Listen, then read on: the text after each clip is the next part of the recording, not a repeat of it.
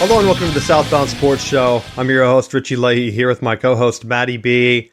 Talking in the pre-show about some more youth sports stuff, all-star season, and just having a different mix of like when we grew up versus getting kids interested now. And I think they lost some of the, how would I say it, like the romance of the game. Like, I remember growing up and, like, having the Sandlot movie. It was a big deal, right? You had everything in the movie, like kids doing kid things, like chewing tobacco or whatever. Hitting on babes, right? Like, that was, like, a big part of the movie. It had nothing to do with baseball, but, like, baseball was around it. Having, like, adventures with your friends, like, based around baseball. And now I feel like it's like, oh, that's a lot of work to like go outside, when like they were playing outside because there was like nothing else for them to do. Right? Even though one kid was a nerd and they tried to make like the nerdy stuff, like the only thing that good came out of the nerds were when the ball was stuck, and the nerd stuff never worked. Right? Like that's like the moral of the movie. It's like the nerd stuff's not going to help you out. At some point, you're just going to have to go out sometimes and do the hard work yourself. Like Benny has to jump the fence or whatever he does, has to pickle the beast. People should know the reference if you're a sports fan. I know this is more of a football podcast, but that's like the inner line of that movie. It's like, yeah, you can have all the nerd stuff and all these analytics and crap. I know it's like Moneyball stuff, so not so much analytics, but at that point now, kids are more into like the nerd stuff, right? They're not going to want to go outside. If it's hot, they have AC, they're going to stay inside. They're not going to go for a swim at the pool with their buddies, right? And go check out lifeguards. It's like the middle of the movie, isn't it? Like I can't remember I haven't watched it in such a long time, I feel like. But I feel like I could probably have most of that movie memorized still if I watched it again. I remember at one point we were watching it in French, I think, because we knew the whole movie.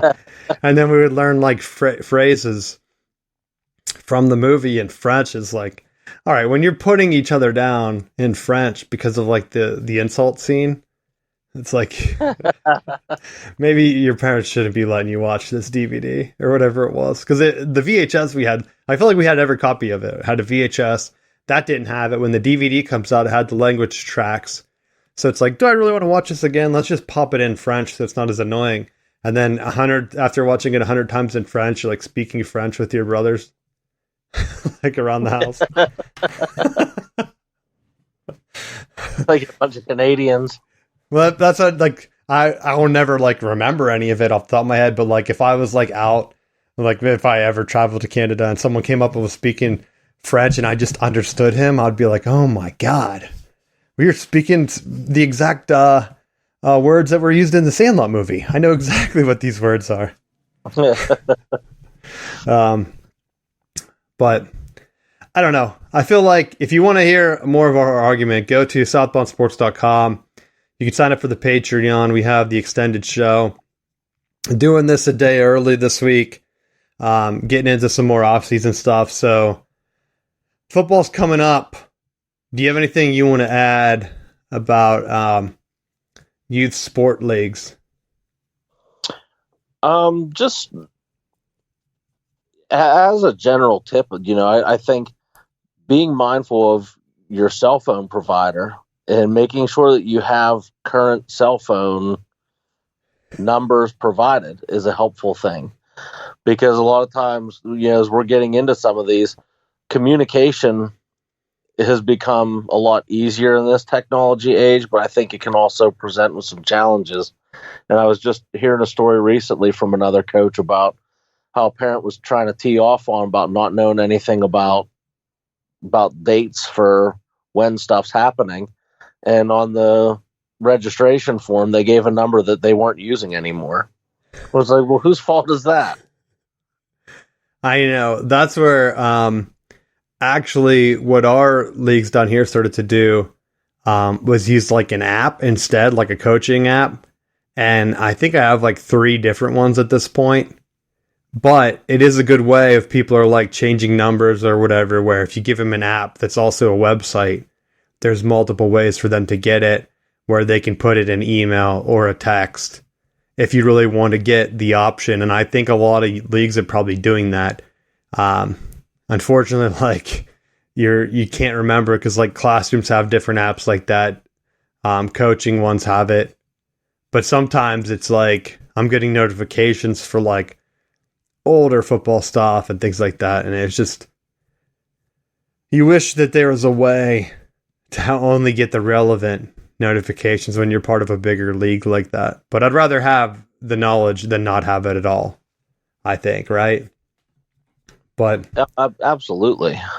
The one thing that I wanted to add is that a lot of kids are being like pushed into like getting the scholarship type deal for like, oh yeah, you can get so-and-so sport. You're out there playing.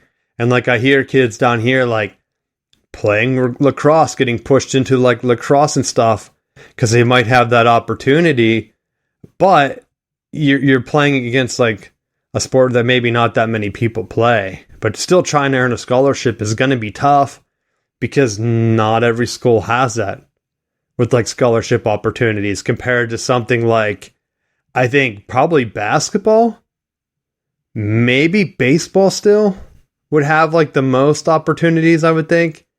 A lot of smaller schools just don't have football, right? And like, I feel like a lot of D3 and even like community colleges and things, they all have basketball. Maybe baseball. I would say basketball would be number 1 just because it's like the easiest for a school to provide. They just have a gym, right? Baseball is like a little bit harder because like you need a grounds crew for that. And some schools just don't have it. I know a lot of schools like use like a local high school.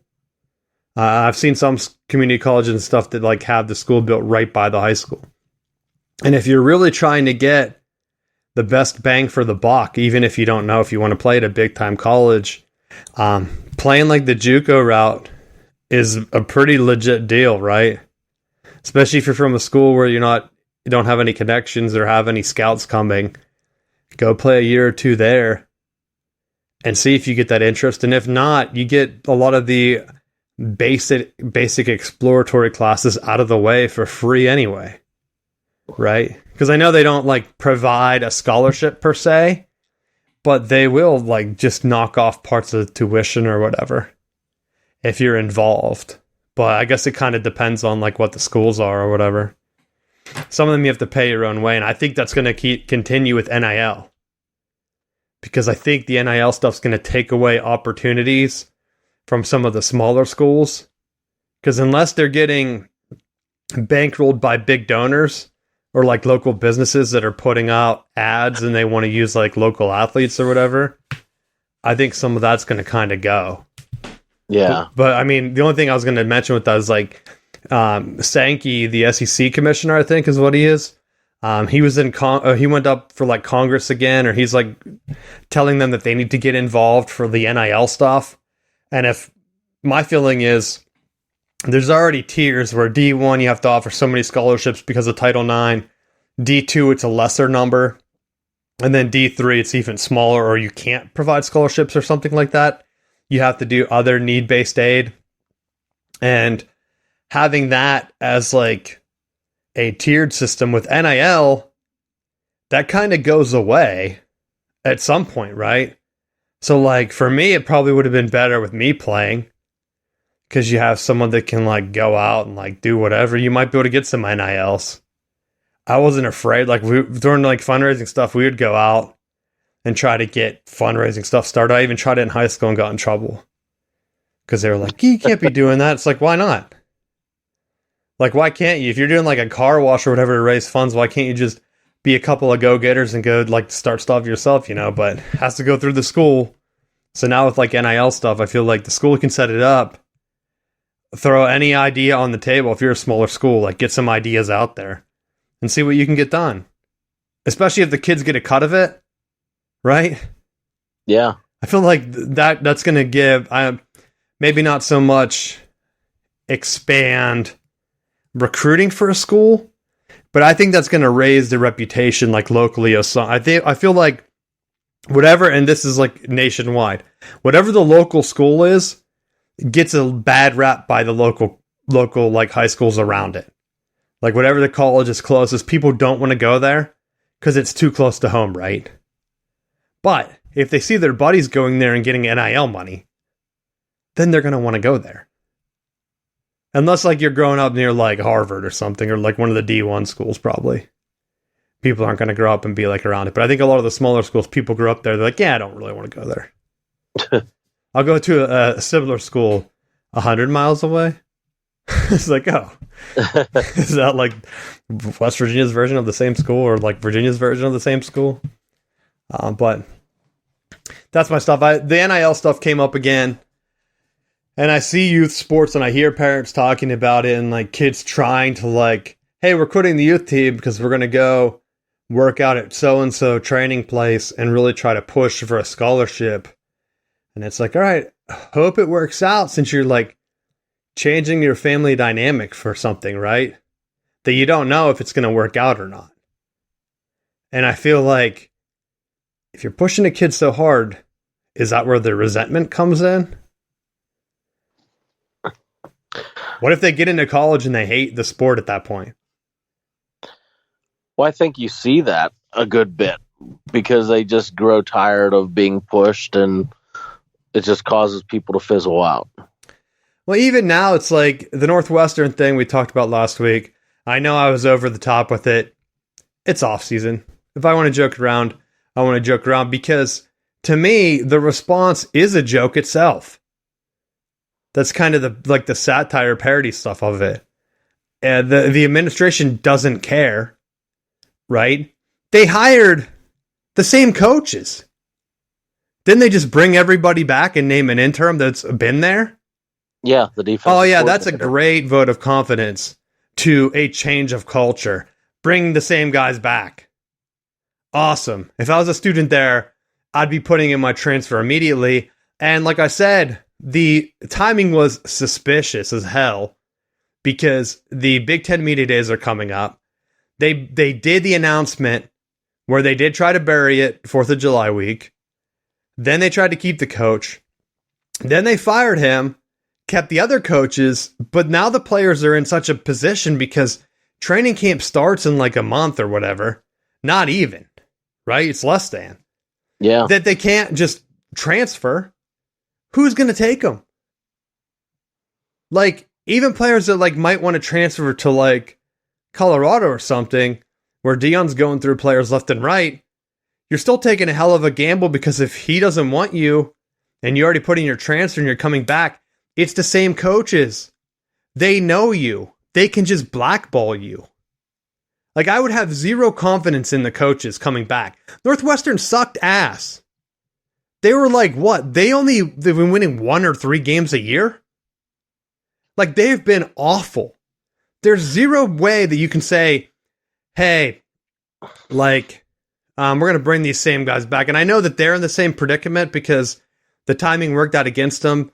They probably thought they had it all planned out where they could just sneak this report in. But Northwestern was not a good football team. You can't tell me that you can't just find a coach in retirement and try to wheel them out right now. That's what they should have done. Doesn't matter. I know, like, it reminds me of like Barry Alvarez coming back at like Wisconsin to do their bowl game or whatever. Northwestern, you guys were so bad. Why would you want the same coaches back when the program has a black eye? Now the players are kind of banding together, the ones that said they were abused. And it's probably not all of them. They're trying to put together like a lawsuit. So this isn't going away. This isn't going away. Well, these guys are putting together the lawsuit. Aren't they the same ones that were filing the grievances about NCAA too? Yeah, it was they've done in a couple other lawsuits. So I'm pretty sure they could just jump on it, and they probably wait. This is probably like their like holiday, right? They like wait for the payday to come in. And they're like, we got them, boys. Another school goofed up. I think it was like the one that was tied to the Ohio State lawsuit for their doctor thing, maybe. Yeah. I don't know, but the Northwestern thing, like, he ruined everything for me. Like, playing it at the pool with, like, the kids, they're like, hey, we should play this so-and-so game. And, like, someone's like, yeah, car wash. I'm like, there's no way. I immediately, like, dropped my pants, got booted out of the pool. I'm never allowed back now. It's like, Northwestern, what the hell? I thought that's what we were playing, guys. Just embarrassing all around. Their response. It's kind of like the Big Ten thing. Like, oh yeah, we're gonna do the response. It's gonna be wrong. And I just don't get it. Like, if I'm a Northwestern fan, I'm glad, and hopefully that wasn't a rumor of like their renovations on their football field stopping. Maybe they'll just quit football and go the route of University of Chicago and just kind of drop sports. And the Big Ten will have another spot open to bring in another school for athletics, right? Then it can open up a spot for Clemson, Miami, and Florida State instead of just two or whatever the hell they would have. Let's get into NFL, though, because I'm in a predicament here, Matt. Hopkins signs with the Titans. I had already decided that I need to cut ties with my boy Derrick Henry because he led me to the championship last year with Eckler. Eckler seems to be the better keeper. And then they sign Hopkins, which makes it an intriguing move because of how good he is as a wide receiver. Now things are going to open up a little bit more. Where if you watch the Titans last year, it's like almost Gronk-esque, where whenever Gronk would catch a ball, the NFL would just let defenders just like jam in the knee. Right? It was like uncomfortable to watch. Yeah. It's like anybody else, you guys are throwing a flag, but because it's Gronk, and I think the NFL like kind of didn't like his antics, he was getting jammed up and like limping around all the time. Derrick Henry, it was like everyone's just gang tackling him, jumping on him, like 100 guys hitting him at one time. And the Titans were like, we have no other offense, so we just have to keep shoving him the ball up the middle. And so like not having anything else just really hurt him down the stretch. And I don't even know, did he even finish the year? Maybe he didn't even play in the playoffs for me. All I know is my boy Eckler got the job done, and I'm still happy about him. So I'm probably going to use my keeper on him. But having Hopkins, I'm not going to lie, I think a lot of Derrick Henry owners out there are going to be pretty happy this year just because of how he can stretch the field and keep things open. Right? Having that type of player, I didn't realize they had other attrition at the wide receiver spot, though, because right now I looked at their current depth chart. I didn't see another standout wide receiver. So maybe it won't make as big of an impact. What do you think? I think the big thing is trying to keep him healthy because the last couple of years he's missed time due to injury, and I think that's been a thing that's kind of held him back. Because when he plays, I mean, he's obviously a really great player and has done well in the league, but it's just keeping him consistently healthy. There always seems to be some kind of nagging injury, and it's almost in that mold of like a Julio Jones, where he was really good for a long time and then just over the years just kind of faded out. Well, that's where they have Traylon Burks, who'll be in his second year. That's who they're really relying on to be that second option behind Hopkins. And to me, I just don't know. Like, Hopkins has such a good ability. Like you said, he has to stay healthy, though. I just don't know, like, if it's going to be enough for that offense. The offense that Tennessee runs is kind of like a weird old school. They're like the most Michigan-like offense, like with Harbaugh, right? Where they're going to play like smash mouth.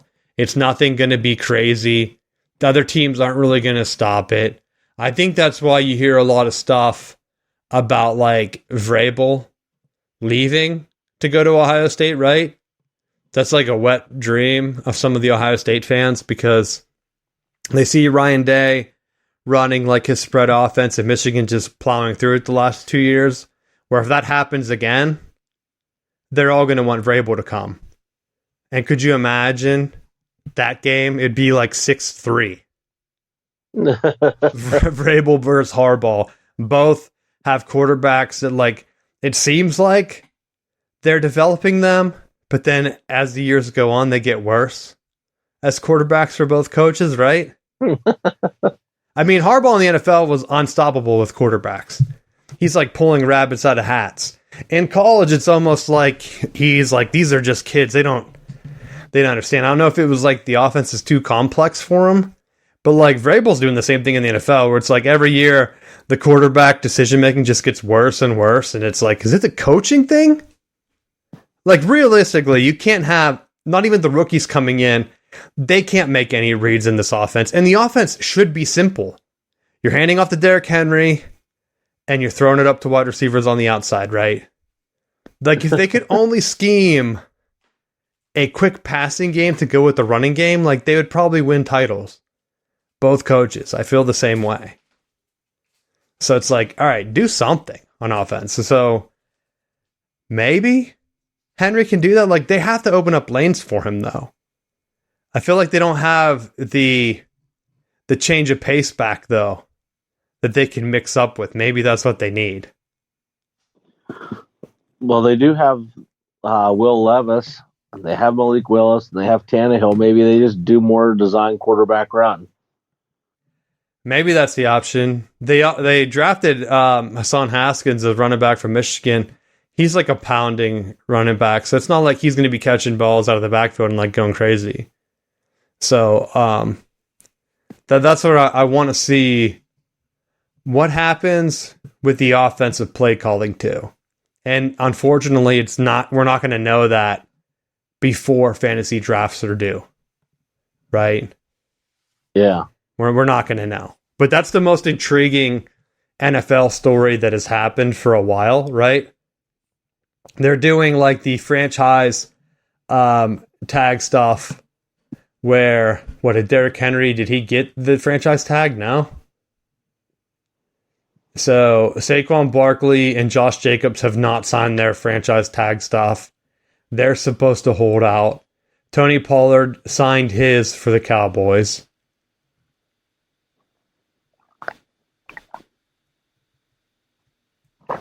That's like what it's been.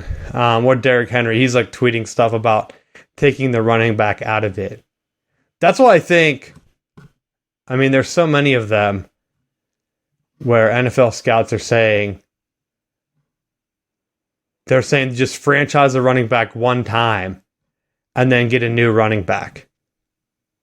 But like, if you're in college, then why would you want to just be a running back, right?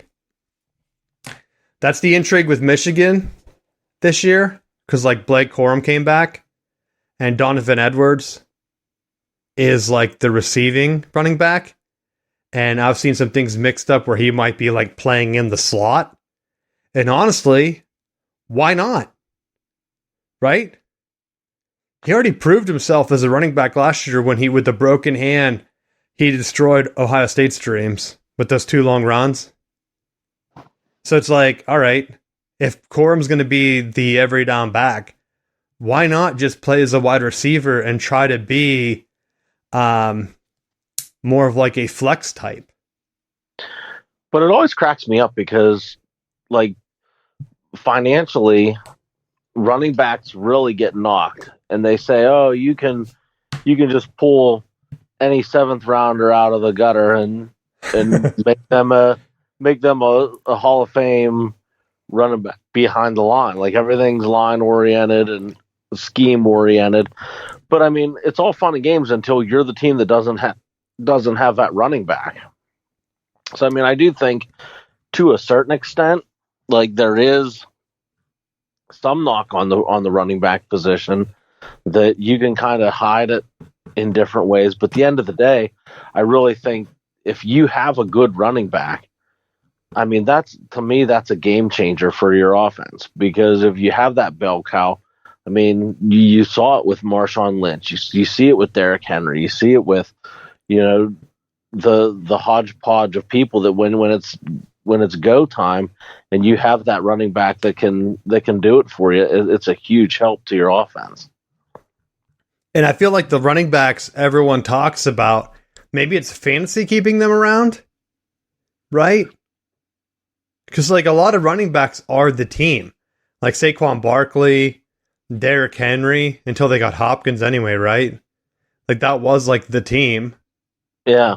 So like having him go somewhere else, that was a big deal and a big worry. Enough for them to try to do the franchise tag. And so then they don't have to pay the large sum. But even then, I mean, honestly, compared to other positions, I know running backs take a lot of hit. Getting paid what would be a franchise tag? I think Henry's was like $16 million. Like, let's say you make $30 million over the course of your career. You only play for 3 or 4 years. I feel like your body's going to be a lot healthier long term compared to like a player like a tight end or someone taking hits for 20 years.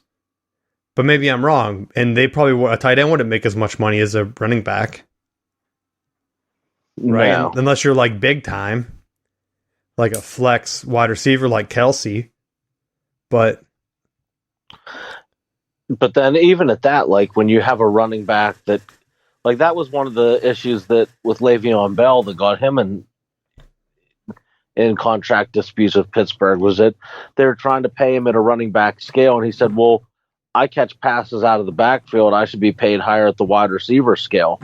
And you start getting into those pissing matches, and you're not going to win those with management. And I mean, honestly, the Steelers running back situation hasn't been good since Le'Veon Bell, right? Yeah. You could say Najee Harris has been solid, but it's not as good as Le'Veon Bell. Nowhere near that. The offense has been like kind of bad. So like having any type of like running game like that's groundbreaking, maybe it's worth it to pay for it. But it wasn't like he had won a Super Bowl. I feel like that's the other X factor for some of these running backs. A lot of the ones that are in the dispute, they haven't been groundbreaking enough to win a Super Bowl. Right? Yeah. And a running back really can't do it on its own. That's why the quarterbacks make the most money, because like Tom Brady can go to whatever team and win a Super Bowl. So it's like, okay, well, Tom Brady's the best, but you can't take the best running back like Barry Sanders. He can't win a title. They couldn't even win a playoff game, basically, right?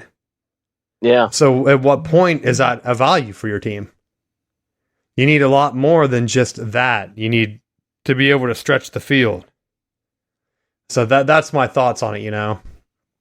I feel like, yeah, of course the players want to get paid. They want to do that. Playing running back and then making rap videos or whatever seems to be like a pretty good career path. Isn't that what Le'Veon Bell did? He seems to be healthy, right? Compared to his other killer bee, Antonio Brown. Antonio Brown basically ruined his entire like life/career. Where Le'Veon Bell still seems to be okay. So, I'm not sure. Anything else you have for the NFL? Well, and Le'Veon Bell came out and like apologized to the Steeler fan base, saying he never should have Jets. I mean, we had talked about it. Like he was insane for trying to let, like, it was good on him that he was willing to sit out and try to test the market. I mean, I almost feel like the way that he went about it was very similar to Lamar Jackson, except it didn't work out for him, where he bet on himself and leverage. I think I'm losing you a bit. I think Le'Veon Bell was just a few years off. The Jets never came in and helped him out. Like if Le'Veon Bell was going to the Jets this year, things would have been different. The Jets just kind of tried to build around Le'Veon Bell without having like the quarterback or anything in place. That's why it was bound to fail. He'd been better off looking for a better scenario and taking less money. Instead, he went where he was going to be the guy and killed his career. I don't know if that's a running back issue or not, though, going forward.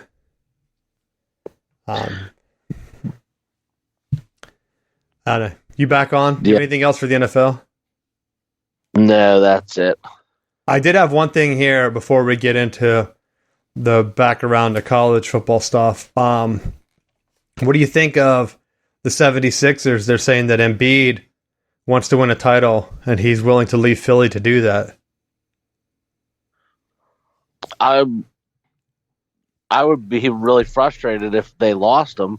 But I mean, at the end of the day, they're whiffing on their window.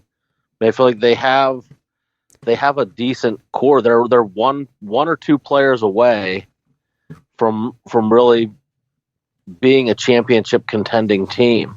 I thought that they had it the year they let Butler go. I thought that the pieces were there, and then it went sideways on them. And bringing Harden in was like, well, maybe I feel like you need that for as big of a presence as Embiid is.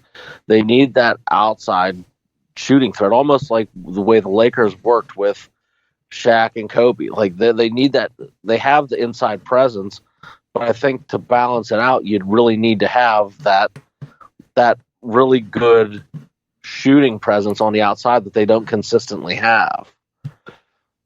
And if they can get that, I think they could win a championship in Philly. But if they can't get that sharpshooter to consistently knock down the 3-pointers, then he may have to leave to win it. That's how the Heat competed last year. Had Duncan Robinson and some other guys that were just able to hit threes, while Butler was able to do his thing underneath. So I think in today's game, that's kind of what you need, unless you have guys like LeBron that just power through. But what did you think of LeBron's thing where he went to that, was it ESPYs? I don't know. And I don't know why sports needs an award show, right? Movies don't even need an award show at this point. Everyone has reviews online. But he went on and made a big deal about how he's coming back. It's like, could you imagine how much attention you need to make announcements like that when we didn't even say that you were considering retirement first? It's I guess if he could have had more attention, if he said, hey, I'm going to take some time, I might retire. And then at the ESPYs, he said he came back. But they were saying he never even hinted that he was going to retire. So his announcement was kind of odd, but ESPN was ready to run with it. They had stories written. So I wonder if LeBron's guys tipped them off that he was going to make it. It's all a big weird thing with him all the time. I feel like he'll be like a Michael Jordan. I almost said Michael Jackson. He'll own a team and it'll be a failure because they can't control everything, right?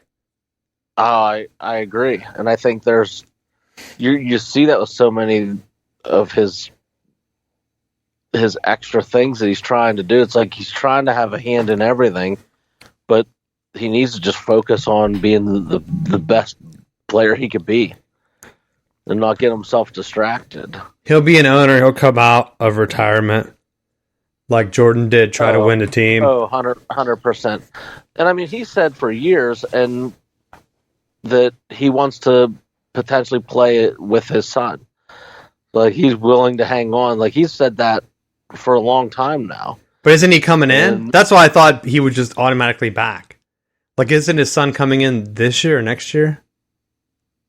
It's relatively soon. I don't think it's this year. I guess they just had the draft. I guess we would have known because that would have been all over. You would have had a nonstop news cycle. Yeah, so I guess it's this year, right? Because there was already articles about how the Knicks are favored to pick him. So, but like I said, if LeBron wants to really be that guy, he should just go play with his son and try to win a title with another team. Winning another one with the Lakers at this point is going to be kind of no one cares, right?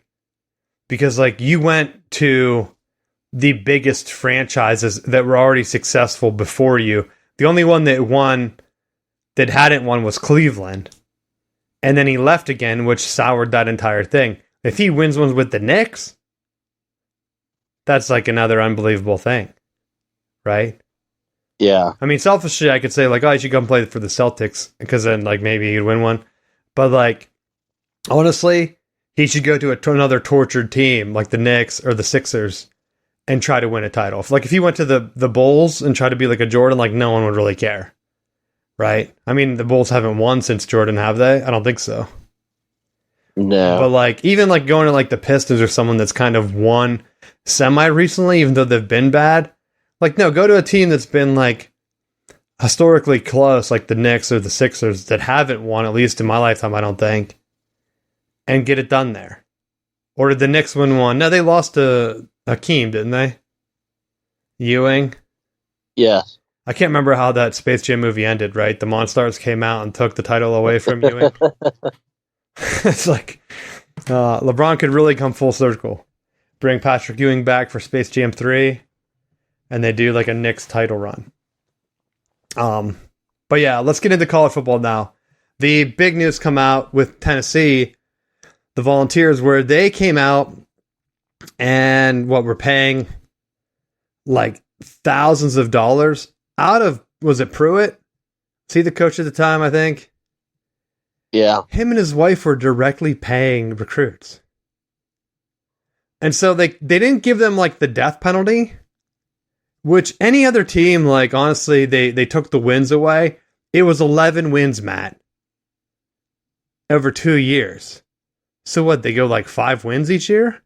5 and 6? 5 wins and then 6 wins the next year? Yeah. I mean, Michigan had more wins than that last year. Like when Notre Dame had their wins vacated, they went undefeated. Like if you're going to be paying, at least have the wins to go with it. That's like an embarrassing number of wins to get vacated over a multi-year period, I thought. Like,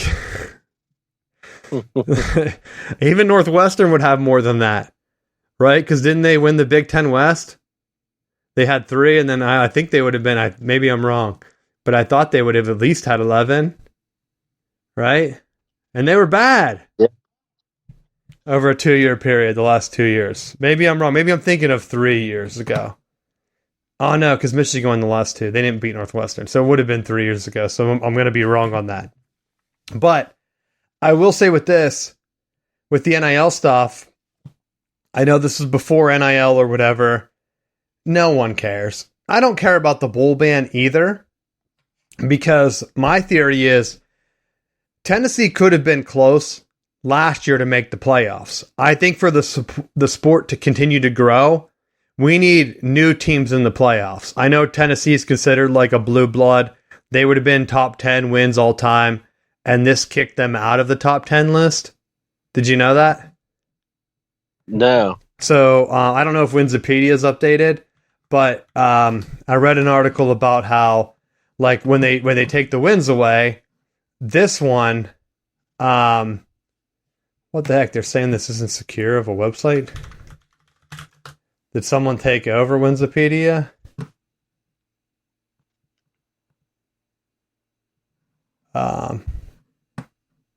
Let's go. Oh, it looks like the certificate's out of date or something. Let's go to the rankings all time here. So the all-time wins, you have Michigan, Bama, Ohio State, Notre Dame, Texas, Oklahoma, Penn State, Nebraska, Georgia, Tennessee. This will put them below USC, supposedly. So it looks like this isn't up to date. They would still be ahead of LSU, so Tennessee would then be 11. Unless this is up to date and they're both tied now? No, this can't be. Because then they would have been ahead of Georgia, because Georgia's only ahead by 1 right now. So for Tennessee to fall out of the top 10, I think they said they were 10th. It looks like they were tied with 10th with USC. So they'll fall out. Not a real big deal because USC's in there, but I guess if we're counting conference powers, getting USC in there is pretty good for the Big Ten, right? Funnily enough, it's going to be pretty evenly split until Notre Dame's in there. Because Notre Dame would give the Big Ten a 6th team if USC's in the top 10 instead of Tennessee. If Tennessee jumps back in, it would be 5-5. Because Texas and Oklahoma give the SEC 5 teams top 10 wins all time. There's no other conference that's even close to the list. The winning percentage thing's kind of skewed to look at because of like newer teams like Boise State being in the middle of it. but I would say that it's pretty similar. It's all pretty much the same team. The only team that's close winning percentage wise that doesn't have enough wins just because of the history would be Florida State, right? I would consider them better than like a Boise State just because of the national titles in their history. Some of the other ones like Florida and Miami, but I also saw a thing where I guess I'll save this for a little bit. I'll probably forget about it, but the Tennessee thing, to me, we're in a new era. Everyone's going to be doing NIL stuff. I don't know why the NCAA is still even investigating this old stuff. Right? I feel like they should be taking their time, not wasting it, but they should be taking their time and putting together new regulations to try to get teams to compete in the new playoff era for college football and other sports. Because with the NIL stuff, they're like letting it go. And I feel like what's going to happen?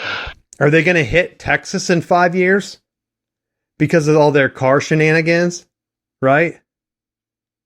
And then it's going to be a state legal battle against the NCAA. So I kind of agree where the SEC commissioner is like, look, we let Texas in. They're already annoying us. We should have listened to the Big 12. Like, everyone hated those guys. Like, the Big 10, like back in the day, the Big 10 could have had Texas join pretty much when the Big 12 was formed, right? One of the guys, I think it was the Big 10 old commissioner, Jim Delaney, he said that if the Big 10 never added Penn State and the Big East had voted them in instead of voting them no, then he doesn't think conferences would ever have really changed. But because ESPN, which was behind the whole thing with Big 10 or Big East basketball, right? Where if they had never voted against Penn State joining their little conference, they never would have joined the Big 10, and football never would have really taken over. Because you would have had a conference on the East with Miami that was good, Virginia Tech, Pitt, Notre Dame in football at the time anyway, and Penn State. That would have been it.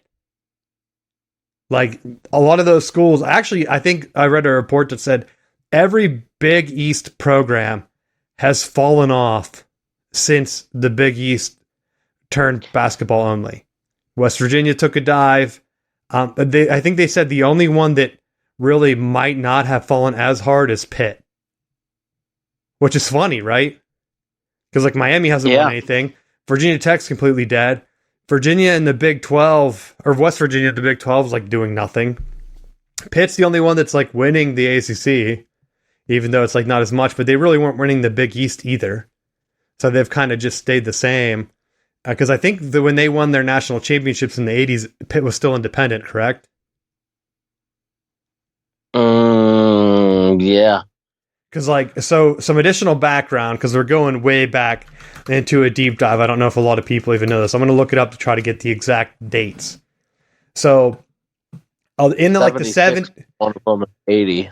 In the 70s, I think was it 80 or 82? 82 might have been Georgia. So way back, like in the 70s and 80s, there was that TV deal, right? Where the NCAA had a lawsuit come against them from like Oklahoma or something, right? Where I think it was Oklahoma NCAA TV lawsuit. I'm going to look that up real quick just to make sure it was Oklahoma. But in the 80s, a lot of teams were independent. And so they couldn't have it. Yeah, it was Oklahoma in 1984. So I think I saw a thing where Oklahoma was supposed to be the big NBC school, right? But for whatever reason, they kind of turned it down. And Notre Dame kind of took that and ran with it.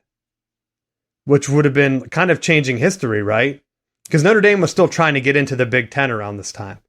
The Big Ten kind of was like voting them no, which they probably regret. So the Big East, like back in the 80s, a lot of teams that were independent then, they started to look for a conference thinking that they could get on TV more. Because, like, let's be honest, you're not going to play a big-time game every week. We see it with the schedules now. So the only time you could be on TV was like once a year. You're only going to get paid like once a year, really, because there wasn't that many channels.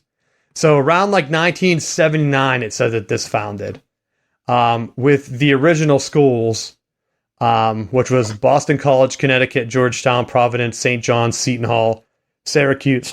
Villanova joined in 80. Pitt came on in 82. Around that time, a lot of schools, they wanted to do like a football wing. Well, they didn't want Penn State in it.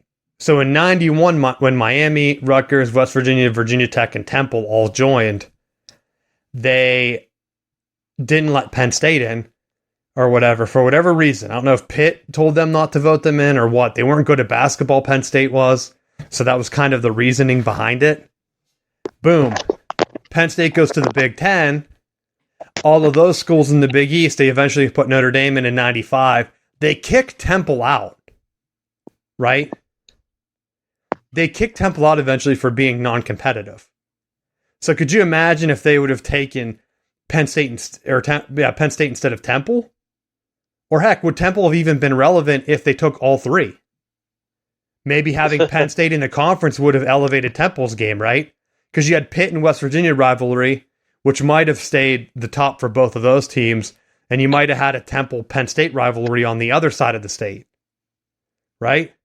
Because Penn State was really hammering New Jersey at the time. Maybe they would have had a rivalry with Rutgers. I don't know. But because of that, it kind of shifted the power. The Big East was good when Miami was hot. And then all those schools kind of jumped to the ACC because of the football stuff. They said that the Big East was focused more on basketball. They knew football made more money at that time, around like 2000 or whatever. It took like 10 years or so. But a lot of the other football conferences were kind of making money. Notre Dame was trying to get into the Big Ten. Texas said that they might be interested in joining the Big Ten, but they went ahead and formed the Big 12 instead. And then they annoyed most of their conference mates, where Colorado, Missouri, they were all jumping ship, right? Nebraska, nobody wanted to be in a conference with Texas. So I think it's funny that they joined the SEC and the commissioners pretty much already openly complaining about Texas being in the conference. Maybe slightly less A&M, right? With Petrino and your boy Jimbo, their little get-together. But the Texas thing, when they're like buying recruits' cars and stuff over the top, just has to just be annoying for Nick Saban and them, right? Yeah, I think that it probably is, but it's just they're trying to do whatever they can to, like, on one hand, you tip your cap to A&M because they're trying to get the players on campus to be competitive on this national stage. And I feel like Jimbo Fisher, for all of his flaws, he's had a great pulse on the direction that college football's going in and uses it somewhat to his advantage. I mean, he hasn't capitalized at A&M, but he definitely hit his stride at Florida State and was able to win a national championship there. Well, we don't have to talk about the Florida State part. We're talking about him being at A&M, Matt. You don't have to live in the past. Oh, really? Michigan? Matt, I don't know if last year was the past, but 2 Big Ten championships in a row. I don't know. Were your kids alive when Florida State won an ACC championship? Oh my goodness! So you find crawled out for the doorstep of the last 8 years. Oh my gosh! I'm just asking. Your kids are getting kind of old. Have they ever seen Florida State win anything? That's a legit question, Matt. They saw him win a bowl game against Oklahoma. Oh, bowl game! Come on, Oklahoma probably had all their guys sit out. New Year's 6. I did see the thing from the Syracuse thing with Joe Paterno. He was the one that really wanted it.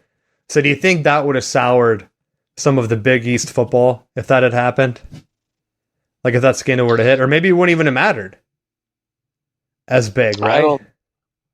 I don't think it would have hit. I definitely think, for some of your arguments about regionalizing sports, I think adding Penn State would have been good for the rivalry. It would have been good for the Pitt Penn State rivalry. It would have been good for the local markets. I'm just thinking now in terms of like the playoffs itself, where Penn State's in the Big Ten. But if they were doing like a basketball type thing, and they had like multiple conferences, like let's say there were still like 8 conferences or so, because I think at that point you would have had the Big 12, the Pac-10 or whatever, the Big 10, the Big East, the ACC, the SEC. That's 6. Maybe 2 more, like 2 at-large bids. But having like that type of thing, because like what was the other one? Was it the Conference USA? Whatever one had like East Carolina back then that was kind of hot for a while, and Cincinnati, and like a lot of those schools that ended up getting Louisville. Then they're in another conference first. AAC. So like if that conference still existed, maybe you do have like 7 or 8, and then in the tournament, like in like an NCAA football bracket, you have like 8 or maybe 16 teams come in, having like a regional matchup where like Penn State wins the Big East, or maybe they come in second and they play like the Big Ten, Michigan or Ohio State. Like you would still have a heated thing, even though they weren't in the same conference. Same with like Miami coming in. Maybe they would be paired up a lot of times in the playoffs against Florida State, having like the Big East versus ACC playoff game. Kind of like the basketball tournament kind of does it, where it seems like, oh yeah, certain schools kind of always match up in like the regionals or whatever, just because of like the location, the way they do it. I feel like football could have had that and still kept some of the magic alive, just because of the way they split. Like a Notre Dame Big East coming in, playing Michigan from the Big Ten in the playoffs, I think would be a hell of a big time matchup, considering it's a rivalry that's not played all the time. Be big time. Same with like what would have been some of the other ones, like I guess having, oh man, it's so different thinking back about it, because like Nebraska would have been in there, and like they would have been playing what, like I don't know, maybe Iowa or something. Like having like the team that's kind of close. I mean, maybe they wouldn't even have had history at that point though, because the different conferences. I think it kind of really just matches up more on the Big East side of things. But maybe that's because I grew up in Pennsylvania, and so hearing and seeing a lot of those rivalries means more to me than someone from the South or something. I don't know. But that's a little bit more into it. I think that the conference thing, we're going to hear more about it when the 12-team playoffs hit. If they keep expanding at some point, does it matter? Like, as long as they don't break away, I think I'm still in on college football. If they try to just make the Big Ten and the SEC play each other, I'm probably not going to care as much. Honestly, but right? That's kind of a direction that they're going, that they're heading in anyhow.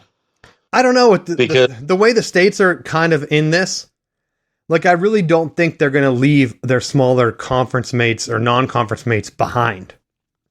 Because like even the Cal system was kind of annoyed that UCLA was going to the Big Ten, and they're predicting that eventually UCLA is going to kind of drop back out and want to go back out west.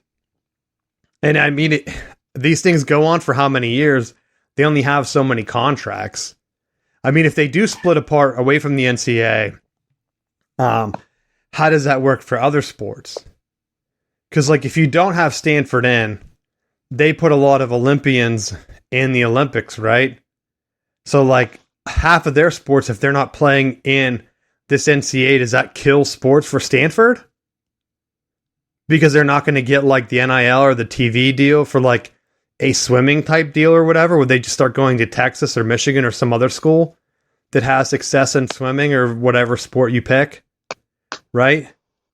Just because they're in the bigger league? Does that happen? I don't know. Yeah, I don't know.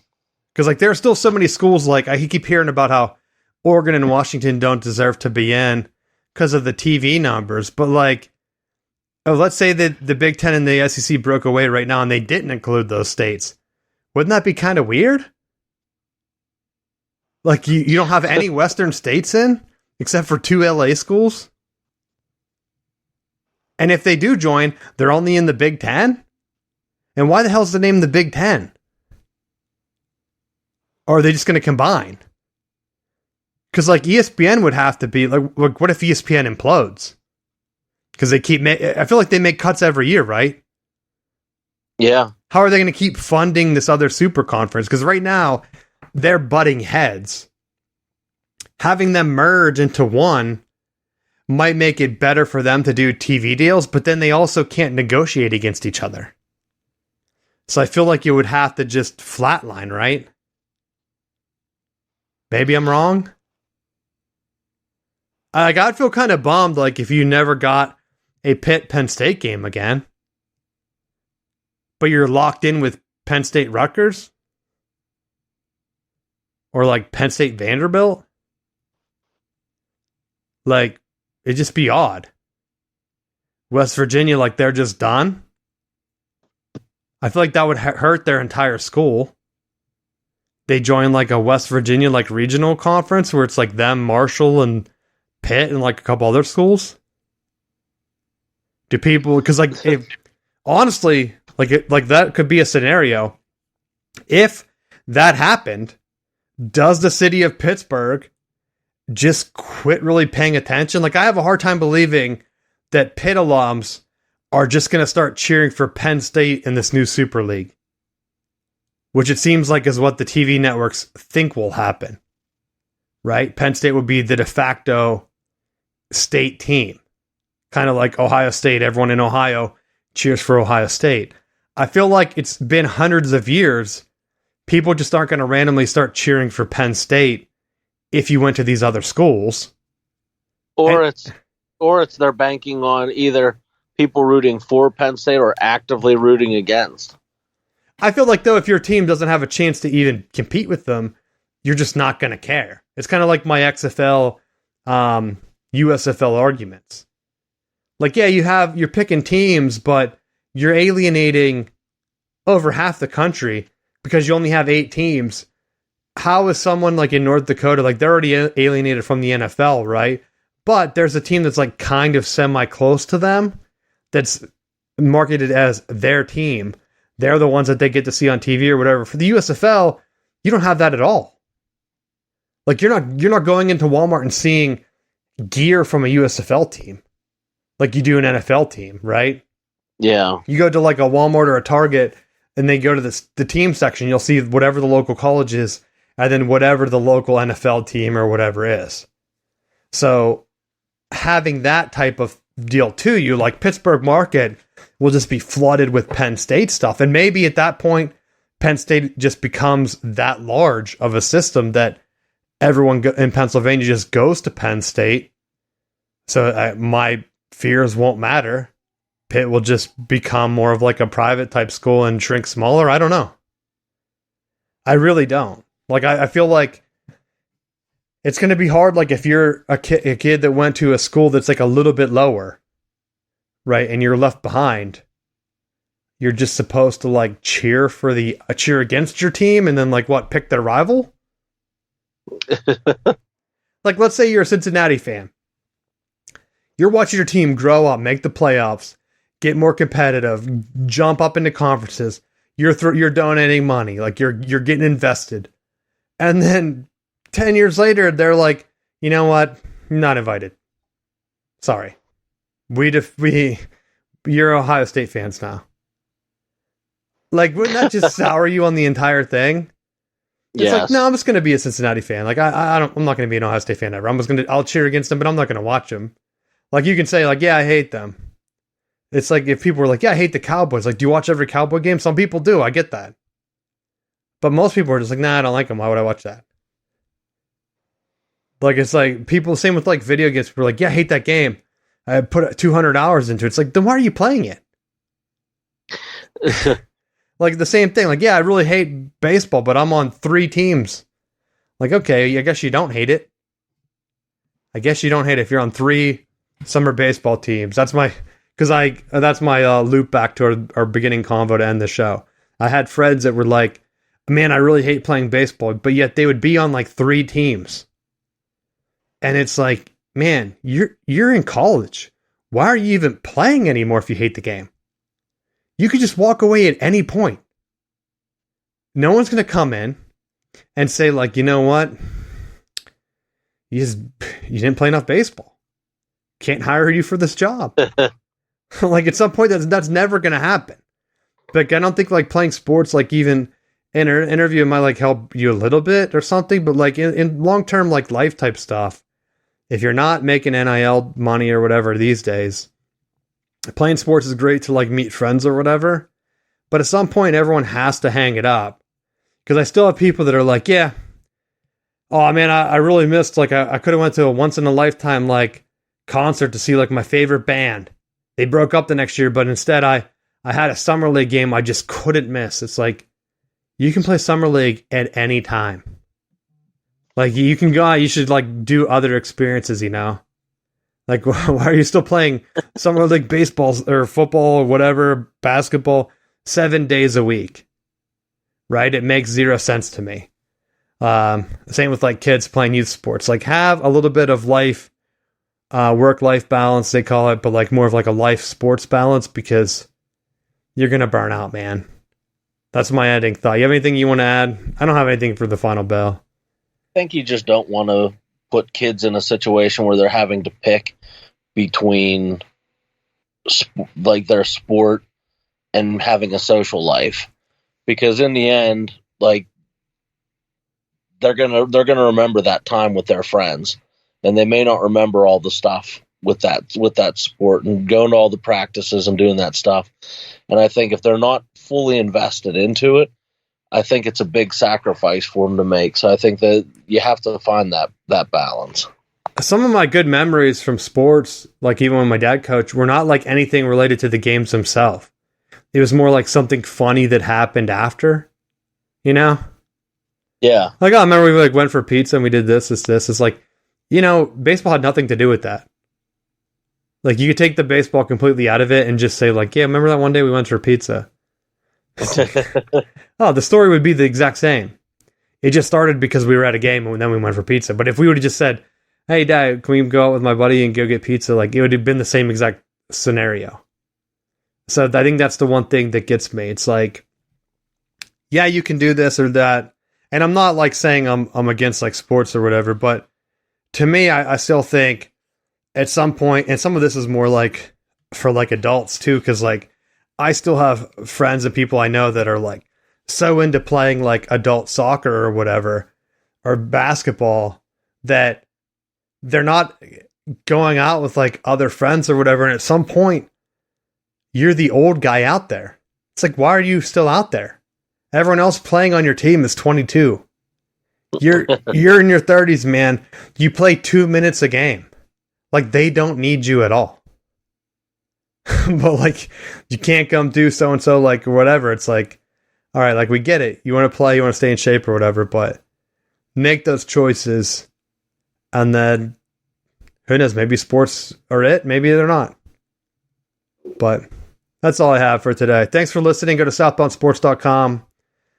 Check us out. If you want to argue with me, let me know. I know Twitter stuff has been kind of slow back down, but I think their Twitter stuff is kind of weird. I think I'm still auto-posting. Maybe it's not even auto-posting anymore, so I should check that out.